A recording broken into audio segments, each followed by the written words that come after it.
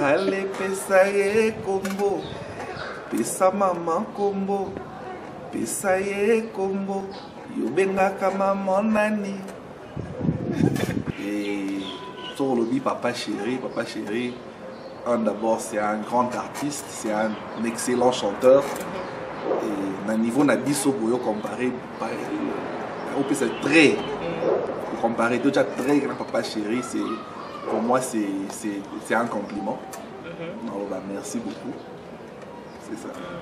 C'est vraiment ça la difficulté de faire comprendre. Toi, on a un problème, on a un au leadership et lingi. Babo na kaka étoile, il y a ceux qui a président, tout le leader. Dans ça, l'ensemble de paix, tout ça un peu dans l'eau courante. Donc, bisous que tu as un peu tout normalisé. Les lois montaillées, par exemple, à tato zoyemba, na concert ou bien invitation, bah invité ou bah invité ngate.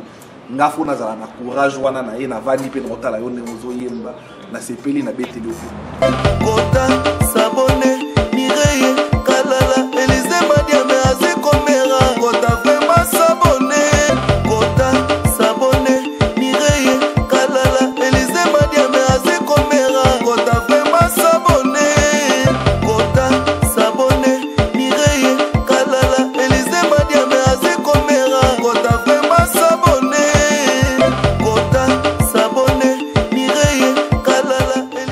Bonjour et bienvenue sur www.maminternational TV Show. Voilà, nous sommes en Afrique du Sud de l'actualité étant, je m'en vais encore recevoir pour vous frère Brinel Lombaye. On va bien avoir mon cocoli. Quand les balobi, allez, pesa et combo. Pesa maman combo. Je dis, Jean-Pierre qui dit, pesa maman combo.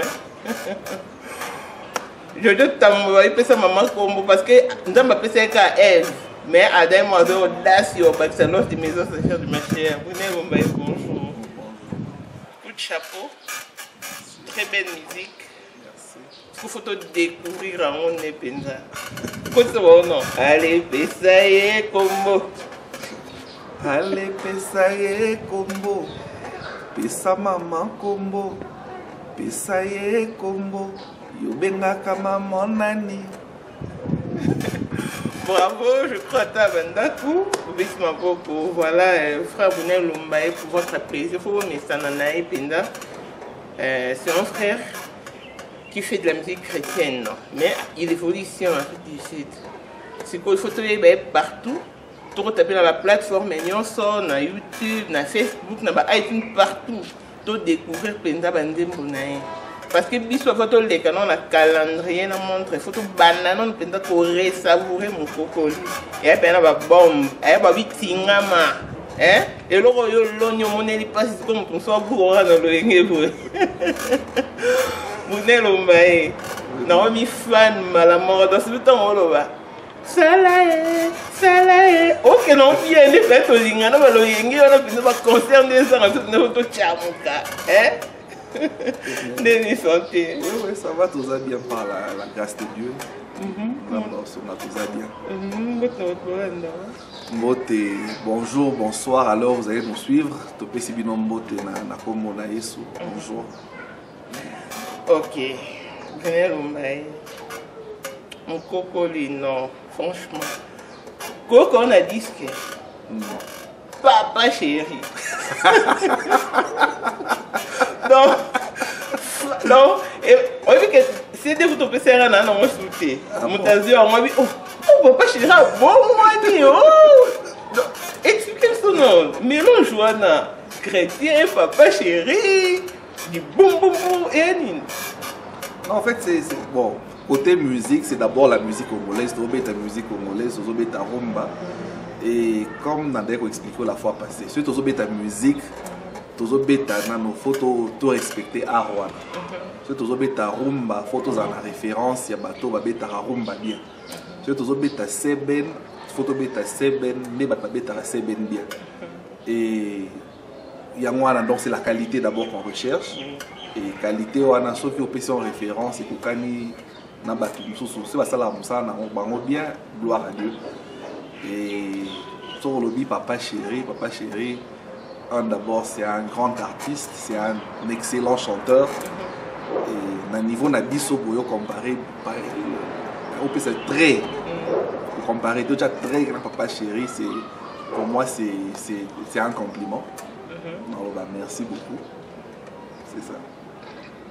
Mais ngongo papa chéri wana oyeko la kango là na ba DVD na yepo imiter voix au sala nini na imiter voix na été na yemba ndenga na nga bon papa chéri yemba likolo makasi ya za ténoriste nga na chanteur première voix na nimi atate ke na ko ma place mais au moins si ba yebiso ko reproduire ai bat balobaka ke naza na timbre na ye mais ils ont travaillé il était na yembaka kaka nde na yembaka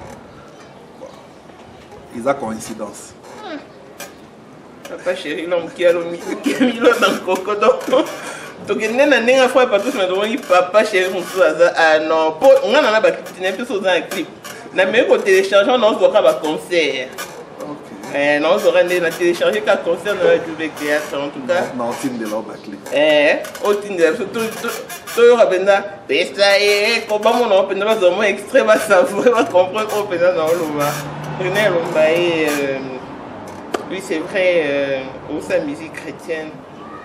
Donc, est-ce qu'on a calendrier à montrer? Est-ce que tu vois, il y a calendrier à montrer? Bah, featuring les ana ba artiste musu surtout les arabe parce que na mkoko li to moni plus au monde dans la lit. Est-ce qu'on a calendrier na montre ba surprise ni dans la tête. Bon calendrier na montre ils a plus biso mkoko les featuring les a vraiment des biso des ba musiciens tout ça mkoko lindo to pesi ba misusu pe chance wana ba simi ba titre ba Mbappé.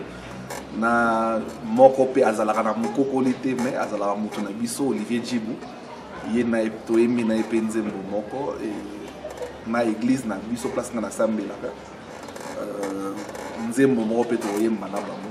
Mais pourquoi vous n'avez pas pensé au featuring avec d'autres artistes par exemple? C'est on a artiste belé non pe en Afrique du Sud.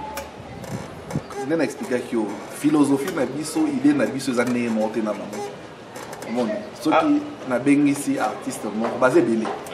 Na bengisi artiste moko yo baza mon qui est au bondi ma ba yemba ne biso to yembi après to kaboli to ne tout ça là. Donc mingi baza ba artiste commercial oyo peut-être selon vision na bango na biso to clash quelque part. Donc c'est mieux to imposer dans l'idée na biso. Et tout ça est la nzambe. Tout ça est la nzambe. Na par exemple ceux qui n'ont pas un album na yena oyo yemba ka na yebo ibisanga yemba awa na yemba. Ceux qui koteka, ceux qui kokaba, ceux qui nini yo. Mais les autres les a baza peut-être na besoin caché, peut-être baza na besoin il y a na éviter qu'est-ce qu'il faut faire mais je préfère encore donc artiste nyos oyo évoluer au collectaka quand il faut faire un travail ou imposer on peut déjà le wana doit travailler free for free. Na imposa bangote mais si c'est mon projet. Dès que cet album, moi je produis l'album, moi je paye le studio. Donc ce qu'on dit au participer au yemba, ndima ke nzembo na oyekota gratuitement l'album. C'est pas une imposition. En fait, pourtant on a featuring et ça c'est pour artiste pour ça ya nzembo na ye. Aya o yemba na nzembo na mais to découvrir artiste mususu Olivier Djibou déjà zawana. Pour découvrir bon abimisa déjà ba album pour découvrir ba chanteur monsieur Soupé a très bien ndeti ba bienvenue na CB auto bien na Ngwende ba yo ka na ba vocal na banzembo mokokoli mais bon opportunité ba yo ka yemi nzembo mobimba tozana ba Edo Mugisho donc baza moni biso to on est indépendant de azana ndeti to na concert mokokoli mais ba bengisi par exemple 5 artistes. Au monde par exemple Ngwende ayembi na biso aka yembi na yo aka yembi l'orchestre na kuna dans le même événement. Donc bango pe siko baza ce qu'on opportunité ba yemba nzembo ba yembo ba yepe ceux le ba bengisi dans une autre église ou bien quelque part dans concert encore kende avec ou sans moi à beti nzembo na et ça fait sa promotion. Et puis tout le monde, ce qu'on a découvert, vous avez vraiment là quelqu'un de bien, il faut que voir qu'il va falloir parce que on peut son opportunité na ba s'exprimer librement na plateau na podium na yo tout le monde est bagisi tout le monde batteur mususu en tout cas va s'exprimer aux autres la peut-être qui végétarien Vous n'aimez pas être à la star de la soirée ou de la scène? Star est Jésus-Christ. Tout ça, la moussala, pour na tokumi sanzami. Moi, je dis, peut-être Dieu m'a mis comme un pont pour na servir que bande comme ça. Peut-être que Moussazana va évoluer plus que Ngamour. Souci na ngezande que na mutema wana ya bomoko ya malamu tokumi sanzami. Et tant tokumi sanzami, il faut tous aller na liberté wana. Nazo banga te que étoile na yo et ko étouffer nga ou quoi que ce soit. Parce que nzambe dans ça la biso grâce. Et ceux qui osent manzi moment où c'est peli singa mito to répéter kawana no bi amulu ba yemba bien nzembo na concert yo fo yemba. Et longoli qui Brunel na ngate longoli talent pa na ngate et longoli te ezaka. Nga peto no yo yemba na temps na ngai nzambo sala makambo na ndingi na. Donc il y a vraiment une raison yemba kana rien montre parce que pendant donc au maîtriser plein de temps parce que tous les gens ont temps na yo peu importe les circonstances ouvrier ka. Voilà, bah difficulté nous ça. Partons de votre vision, d'accord. C'est d'abord faire comprendre aux gens c'est que moi je veux de la musique parce que bah tout souvent il y a Zayuma, il y a Salaraboy, bah musiciens on a besoin monnaie là les gens surtout les gens de dehors attends na kati il y a groupe Brunel yo penso ça on esprit ba musicien anaté et amour il faut banco et amour il faut pas bouger la c'est quoi quand on a eu ça banco différence c'est ça entre awa na wengende ya moi parce que zo yembela nzambe tango servir faut sentir différence wana que banco ezate tous toi mana bolingo toza wana au servant tous avec un même esprit ceux qui ont yembi nzembo bien to beteli o maboko lelo so mutaye par exemple ata tozo yemba na concert ou bien invitation ba inviter ou ba inviter ngate nga fo nazala na courage wana na ye na vani pe na otala yo ndemozo yemba na sepeli na beteli o pe maboko. C'est vraiment ça la difficulté de faire comprendre. Toi, on a un problème, on a un au leadership, lingi, babo na kaka étoile, il y a ceux qui a président, qui a leader. Mais dans ça, l'ensemble pe, tout ça un peu dans l'eau couronne. Donc, bisous que tout un peu tout normalisé. On n'est pas devant Dieu, nous sommes tous égaux. Peut-être on a ma si grâce, peut-être il y a finance, on a financé groupe, mais ils ont été pour na maté là-bas, nous surtout on a dominé ces options. Là, je dois juste faire bien mon travail et c'est ça qui va me justifier. Ok, bon, l'avantage dans ma caisse, de choses qui pour bannir parcours, un vision non. L'avantage à ma caisse, je veux dire, tout ce que je mets ma tête à accomplir, je l'accomplis.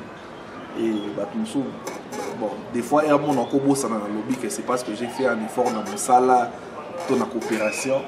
Mais si on a vendu, il y a mon raisonné dans l'habité où ils ont parce que si on a le tout est dans la musique, mais quand je me dis par exemple, pour bêta concert, n'ambongo foot à musicien, n'a pas loué un instrument, n'a pas loué une salle. Pour ça, le roi est nous ce monde en a sans beaucoup de difficultés. Tous au côté studio, côté studio, bah il combien il dépense. Bon, on sort, on pour dans ça dans le studio. Ils ont beaucoup d'efforts et pour moi ça c'est un avantage. Voilà, mais nous on a cette facilité, tout 2020 projet et ça s'accomplit. Pour moi ça c'est déjà assez. Donc, ça calendrier montre. Donc, il y a côté petit na mécanicien donc il a planifié quelque chose et pour le moment opportun d'y l'accomplir. Donc c'est un grand avantage. Donc le lobby mingi na banzem bobi ngai Brunel Lumbaye dans la famille son titre la famille zanga kombo. Lonza masanga ona za bando ka famille no so musika basuki. Tombo la mukana tombo Brunel Lumbaye mitena tata o semire o bani. Na vraiment naza soluki na calendrier na montre. Nzembo calendrier na montre. Ibandaka. Ngai Brunel la marque Lumbaye nazali vraiment elembo ya bolingo ya Nzambe aloba pina ngai ce batali peza bat Nzamba linga ngana na kati parce que nous c'est ça la marana vie ils attaquent dans l'équipe batu na mayele na l'équipe batu na kitoko na l'équipe batu donc na tambola pina na grâce na faveur à Nzambe makamana nyonso ezala na famille ezala na musala ezala na business na musique donc alors je dois me compter parmi les gens que Nzamba linga Chico, grâce à la faveur, on a tiré n'a pas Nzambe. C'était que les gens aimeraient savoir que on peut pas mégaper au côté de mon histoire. Non, pas mégaper pour attirer attention Nzambe, parce que c'est bon, on est Nzambe ça les rames tamutandenge na so Nzambe za la formule na calendrier na montre pe na yemba ngolo basa ila ngo calculé ngolo za la formule te mathématique na physique za la formule ngolo ya la formule te donc Nzambe ça la makambo na ye ndenga lingi au fait grandir dans une famille avoir une fondation chrétienne c'est déjà ça ma base na kola na famille on a déjà depuis le mois na bazo la so makambo Nzambe. Et tant que yo là et on moko loyenge mimi yo sali makambe ba jeune yo so ba linga sala ba ambiance ba nini mais tellement que j'avais une base solide et nakutana pe na bato oyo même les amis oyo bo kini na bango boîte de nuit bo kini na bango bo sala fête bo sala nyonso bo la basi mais bazala toujours on a toujours un temps au boko beta ba solo nzambe. Et voilà, pour moi, c'est un avantage que j'ai toujours eu. Donc, attends, tout ça, avec mes amis, ah, tes photos samedi. Avant que tu m'as samedi, tu vas organiser veillée de prière entre amis. Samedi, on va organiser fête. On va comprendre. Mais puis, vous allez organiser fête, veillée, prière, vous allez et quand j'ai commencé à comprendre ça, je me suis intéressé à comprendre Nzambe. En 2011-2012, j'ai passé un temps difficile et j'étais aux États-Unis pendant un temps. Et tant à passé aux États-Unis, je ne pouvais pas croire que tu sais, dans la vie, on est à l'étranger, tu es à l'étranger, tu ne peux jamais habiter sans payer le loyer, tu ne peux jamais habiter sans contribuer mais il y a des gens que moi j'ai rencontrés aux États-Unis, pour la première fois. Une église comme on a Open Door Church. Le pasteur titulaire là-bas c'était le pasteur Shonda Okonda et sa famille entière, la famille Bukasa. Bayambanga tellement bien, présentant un bateau, ma famille, et on a raisonné, mais comment ça s'est passé? États-Unis, on a $10 à la rapace. Maintenant, ce qu'on a trouvé aux États-Unis, on a fait un loyer, on a fait un monde en lien, on a vu Willy Buteso, ami vraiment un frère, Gelor, Buteso, moi, Sinaï. Mon frère, yo vanda yo ofuta loyauté il go so mbata mai so te mai ba ke ba elio mai ba elio dimanche raisonnement ça anda ko ba ba pesi au voiture yo to ke musala so no bima bima kende ba place na et bilo ko yanyo so eleke la ngai pour on a ba tout ko vanda mo na États-Unis ka masolo azuka ana besoin $20 on doit payer $20 à ça ngam par exemple ngada biso to na Seattle ba bazana New York. Oh, prenez le mariage, nous, samedi, tout le monde il y a mariage. Vous le billet d'avion, qui est New York, qui est mariage, aussi ici aux Zongipe, en Afrique du Sud, il faut faire la pénalité. Une amie, Yolande, a reporté garante. Vraiment, on fout la pénalité. Mais on se met à Bilam, il toque dans shop. Bilam. Déjà les gens font des choses qui te surprennent. Et dans la zone Miskodobi, Makambo, au lieu de me fier ou comme avantage, il faut plus que pour Misanzam. Pas Makambo, et c'est de là que tout a commencé. Et là, quand j'ai commencé, j'ai repris le travail. Makambo, je faisais ça quand j'étais dans la galère. Okay. Tu es aux États-Unis. Tu es aux États-Unis. Tu as galère à se retrouver aux États-Unis.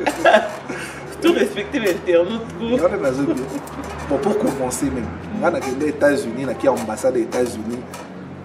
Oui, l'ambassade des États-Unis. On a l'ambassade des États-Unis, aux États-Unis, on a un camarade. Ok, merci, tu peux sur visa. Sans bateau, on a un billet d'avion, on a un compte, rien. Tu peux sur visa, tu passes pas 10 ans.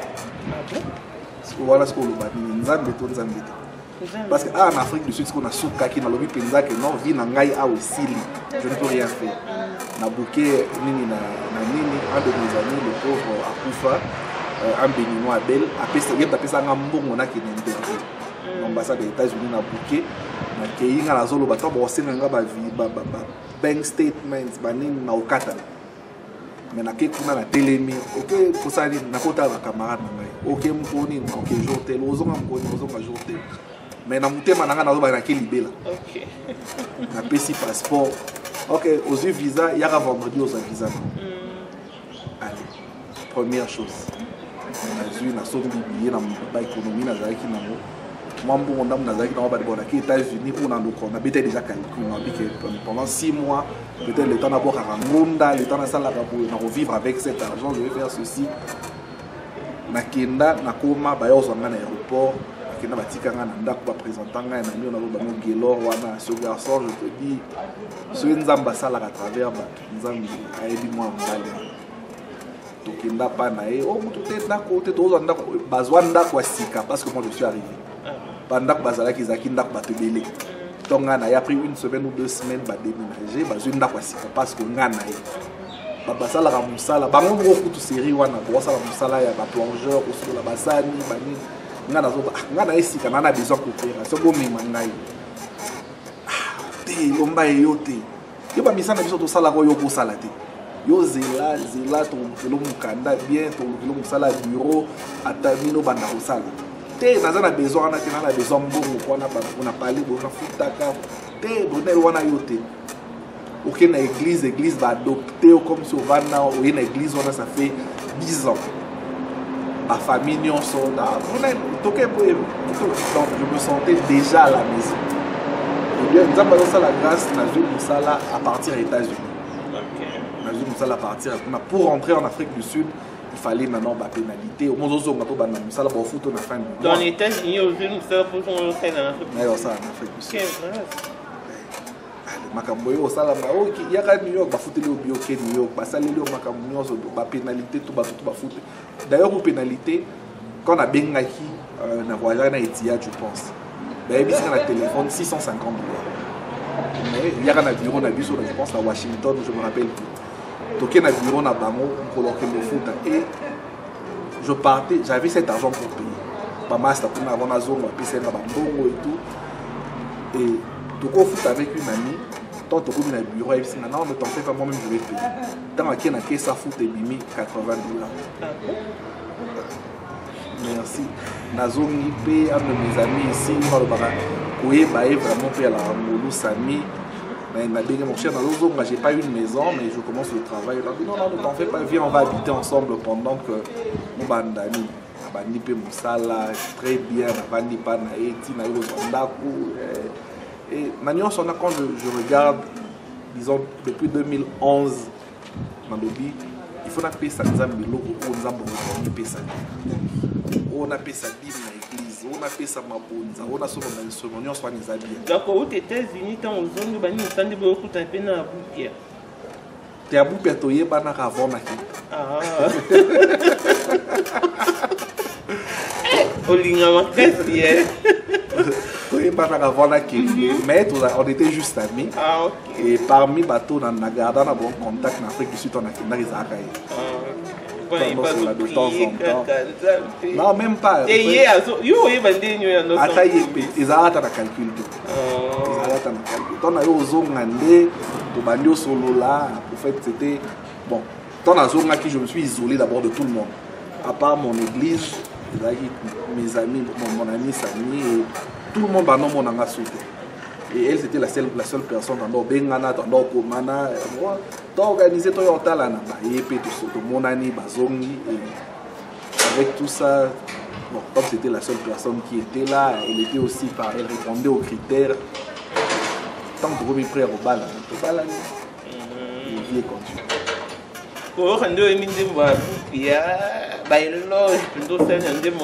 peut conclure que Brunel Lumbaye était un époux heureux. Oui. Conjugalement. Oui, je suis un époux heureux. Ok. Prenons cet élément et on se retrouve juste après. Ah, on peut faire sur le clip. Ok. Voilà, des retours sur ce plateau Brunel Lumbaye. Est-ce que banzembo nyonso oyemba eza composition na yo to mosusu mpe baproposaka yo to mosusu tostomi?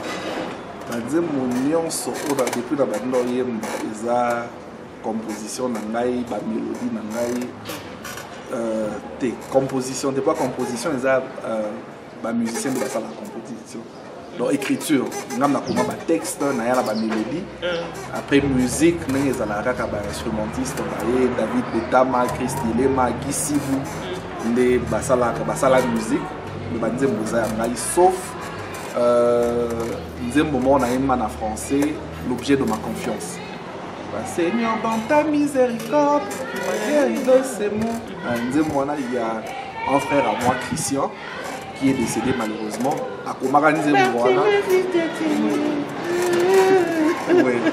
À Komara Nzembo wana, il m'a appelé au studio pour Natomeka. C'était en 2005. Nayaka na studio pour Meka Nzembo wana, totika nango yepe akenda Canada, Nzembo tika la ka. Et quand on faisait mon coco, il m'a dit Chris, je vais modifier cette chanson. Et là, qu'est-ce que ça va donner? Oh, Brunel Mekanan. On a aimé, on a timé, on a dit, on travaille pour dans Zembo. C'est Yango.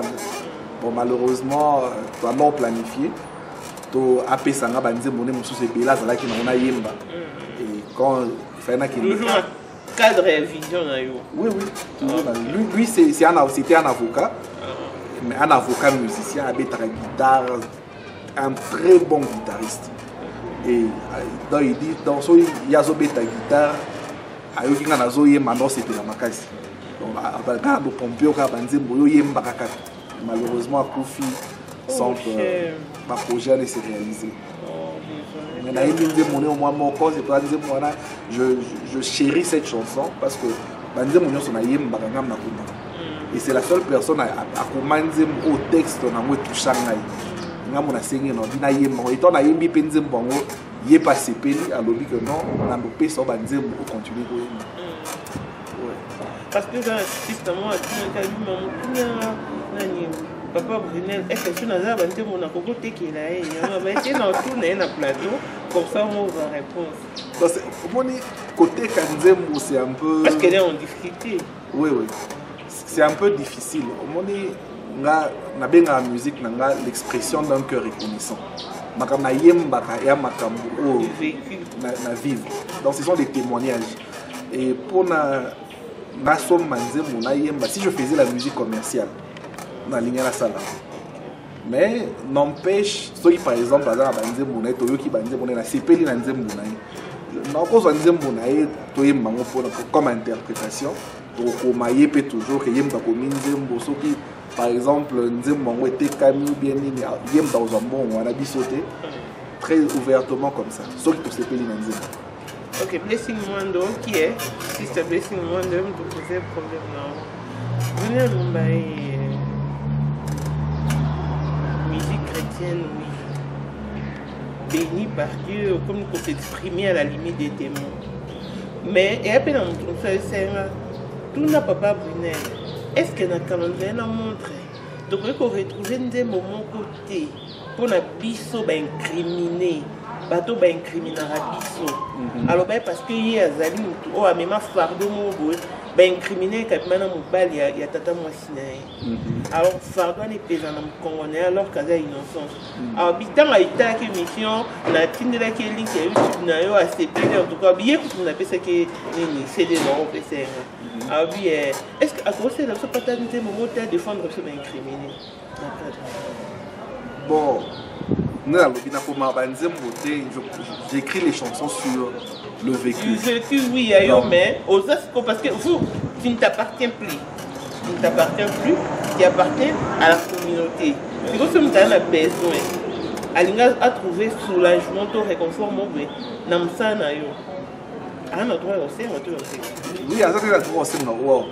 oui, il faut que la musique, surtout la musique chrétienne, est inspirée.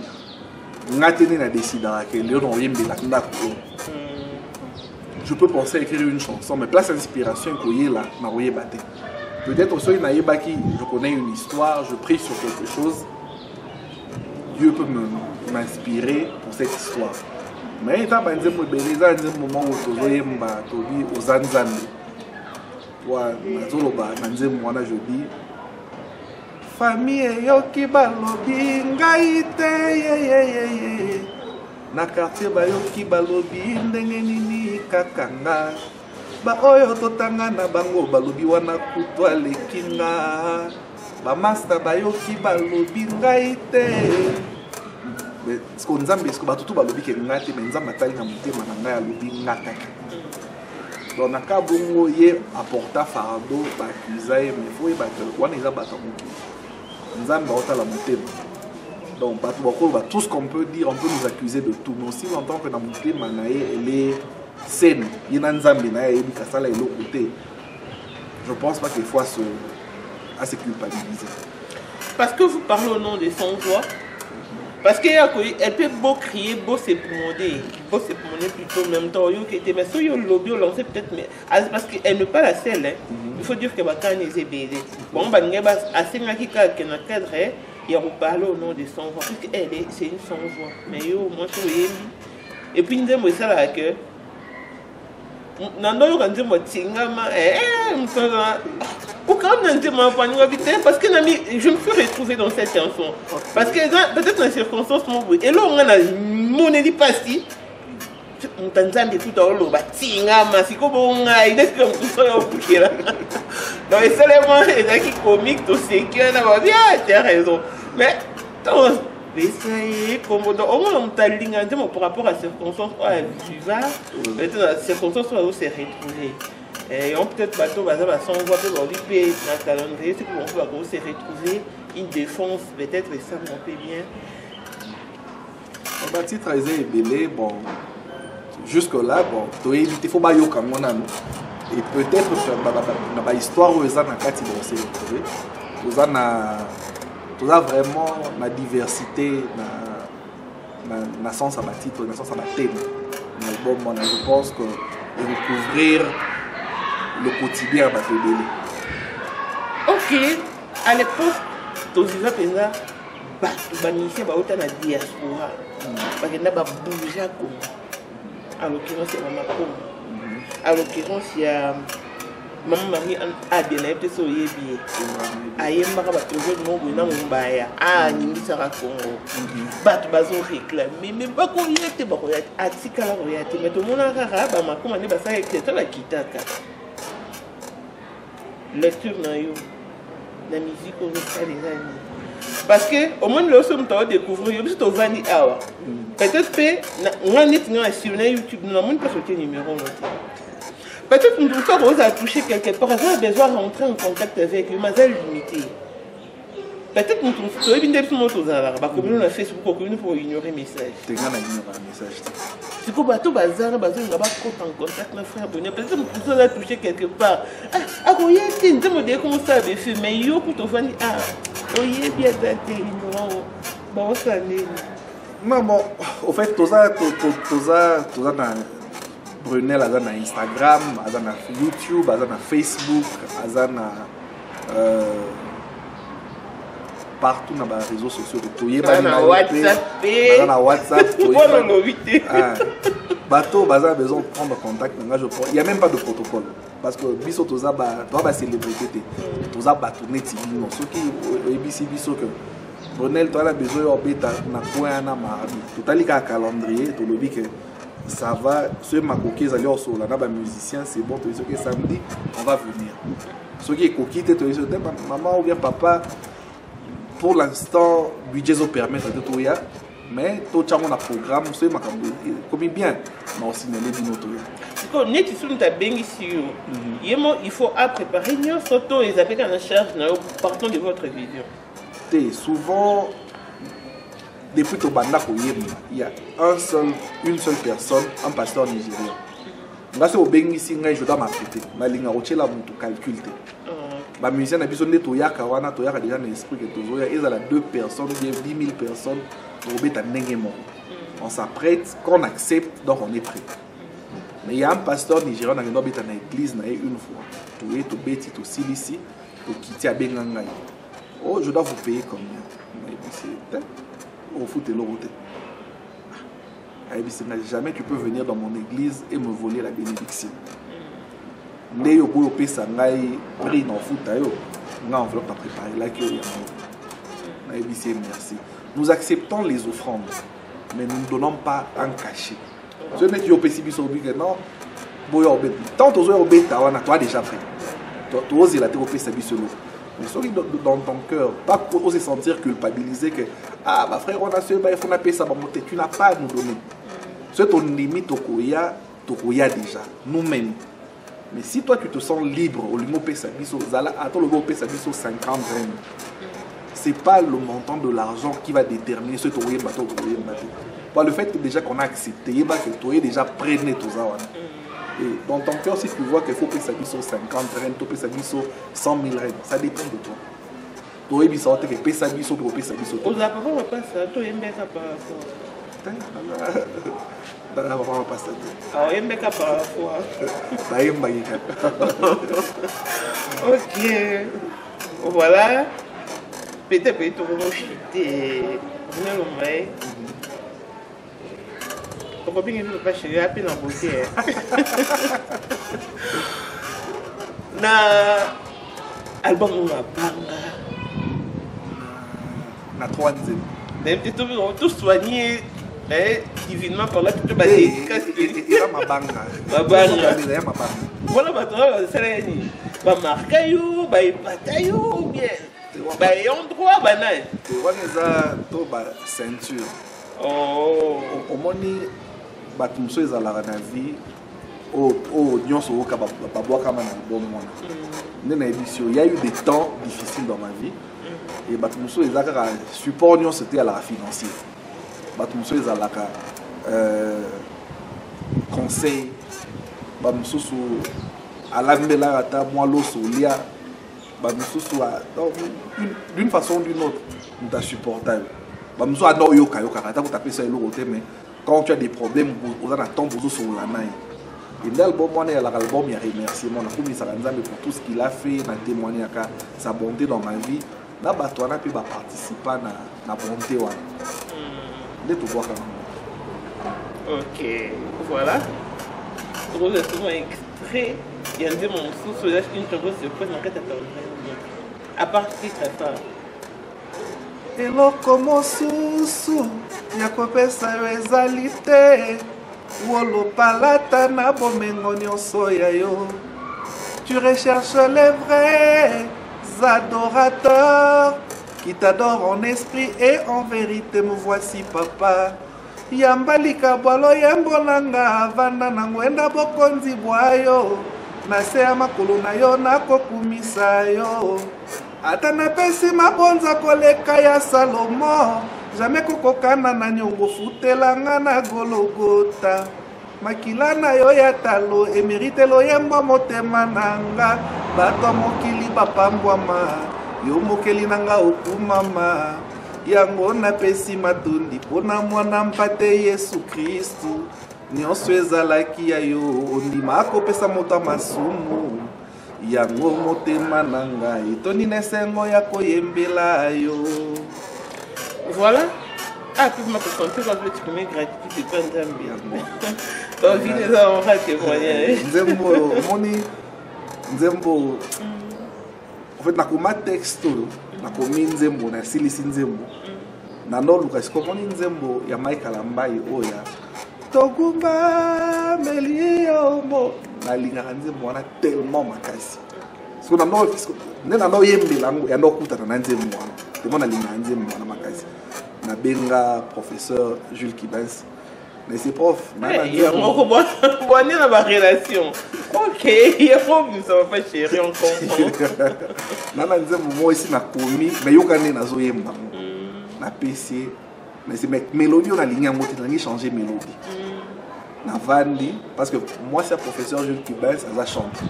Ça la musique religieuse. OK. Mobile habite en Wenge, moi c'est ça la musique chrétienne. Donc oui, on n'a pas.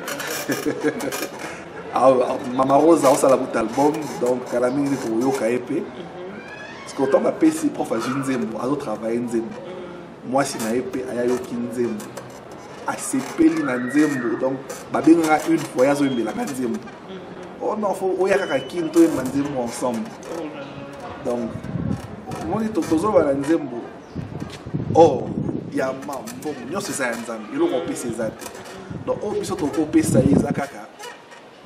Matoni. Donc, ceux qui na sengi nzambe mbongo azana, on a payé mbongo azana mo déjà. Mais nzambe siko il recherche les vrais adorateurs. On a ce qu'on a mis payé siko cadeau no binzambe ngai. Donc yo salela ngana yembela yo. Ba baolo ba ke oh album mo fele no bi ata na pesi mabonza ko le Salomon.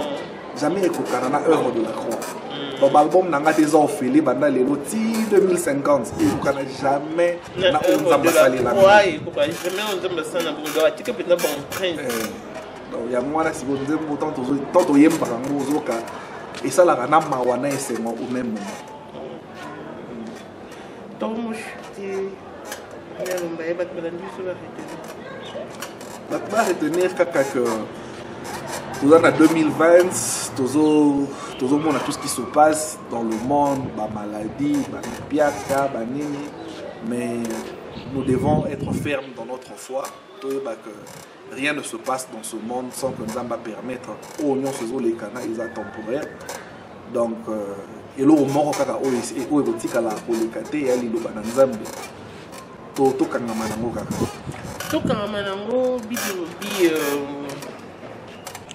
le vrai adorateur adorant le Père en esprit en vérité. Tomi sala ba adorateur ya solo kundamba sala biso pe ya sala bonne.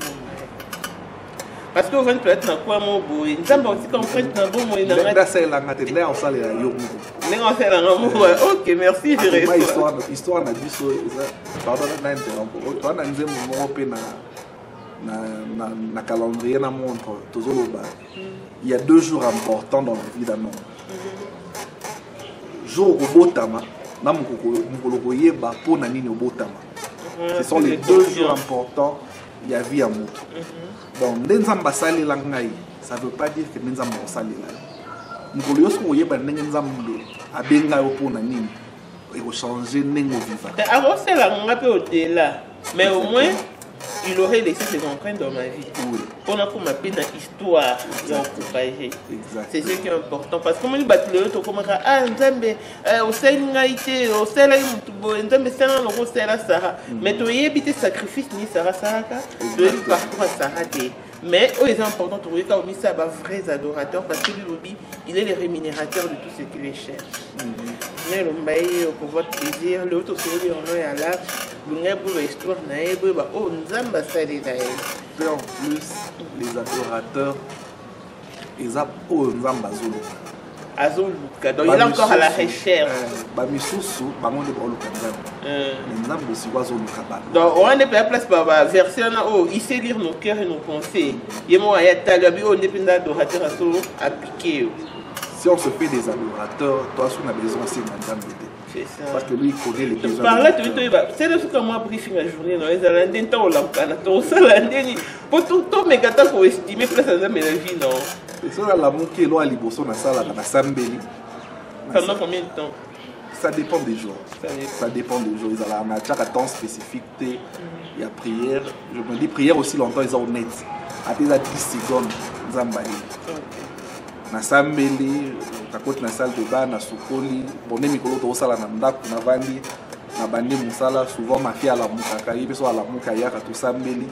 Et comme neti alarme, attention na vandi o ya signé na niveau pour émission papa on prie. Elle a quel âge? 2 ans.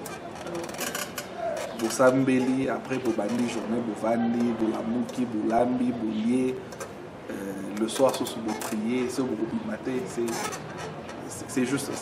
Et avec la nouveau des choses, au moins la musique chrétienne, c'est dans le bon et qui est dans... Non, c'est dans le bon. Maintenant même, je pense que c'est le meilleur moment. Il y a une musique qui a édifié Batou. Parce que Batou Belé va perdre Misala, Batou Belé va Bella, Batou Belé va Koufa, et Batou Ming va ressentir l'espoir. Et c'est vraiment le moment... Moi, je pense que c'est le mauvais moment d'attendre à notre prospérité. C'est le mauvais moment d'attendre à notre... par exemple, on a eu des voyages, mais c'est vraiment le temps de roter à battre Jésus. Ça, c'est vraiment le meilleur moment. Voilà, et Babi pese combo, Jean-Pierre qui baisse, pese maman combo, Marie-Jeanne qui baisse de Panama, maman Marie-Jeanne qui baisse Ndongala de Panama, Jojo Tambo, pese Niket Moto Soukali combo, Voilà, Roger les combattants, les snipers de Papa Chéri déjà. Roger les combattants. Ah, oui. Très bien. Ah, au monde y a Roger les combattants. Yo déjà, Talara. Un cœur. Merci beaucoup et merci à Blessing Mwanda, merci à Paul Mwanda, autrement dit pour qu'il y ait une modèle sur Android en début de sa maladie, mais il a quand même réalisé cette émission. Merci à Yves Malou, papa de bébé na Kinshasa Marampon de Toro Betoli na Kinshasa Makam. Hein, babi petit na Jax, Christelle Katukolo na Grenoble. Voilà. Si vous avez aimé, dites merci aux médias Maman International et abonnez-vous massivement sur notre chaîne YouTube. Pour nous découvrir peut-être davantage Brunel Lombaye, à la plateforme sur Instagram, à YouTube, à Facebook. Donc, vous savez peut-être de la très bonne musique et puis, ils sont tout le monde avec les choses. Toi, pendant la tina, on a eu peut-être calorie et du macon. Si tout va bien, septembre, mais avant fin de l'année. Avant fin de l'année, oui, tout le monde a besoin parce que tout le monde nous a besoin de c'est pas mon qui était les donc, on s'est tout bien dans le calendrier, on montre la place au coin qui s'est relevé pour lui m'appeler au temps de si tu vas toujours chance tout grâce à on respirer on a beau monde tous les bateaux au commis sans zambé puis tous les bateaux ko pesa espoir na bateau nyonso baza abattu bateau nyonso baza qui touché d'une manière ou d'une autre voilà tout ce qui nous garder yo ninga mabanga te lelo linga maman a bouffé, on a fait son ombo, maman a bouffé, non, elle me connaît pas comme on podcast. Combo de gens à bouffé. A bouffé. On lui a marqué, c'est ok, non, bien, bien souvent, non, on lui a bon, on va quinoise. On se va en Zambie, on lui a bon. Voilà, c'est déjà la fin de ces numéros. Pasteur Bishop Israël Maki, c'est mes condoléances, je suis de cœur avec vous parce que perdre une maman, c'est une être chère. On n'a pas de choix, c'est Dieu qui donne, c'est Dieu qui reçoit. Et quand les Baobi, les veilles patriotiques ne tombera jamais parce que le Congo nous appartient. Tenez bon, plus Dieu nous comble de ses bontés inépuisables. Je vous aime grand comme ça la famille. On se retrouve au prochain numéro. Bye bye.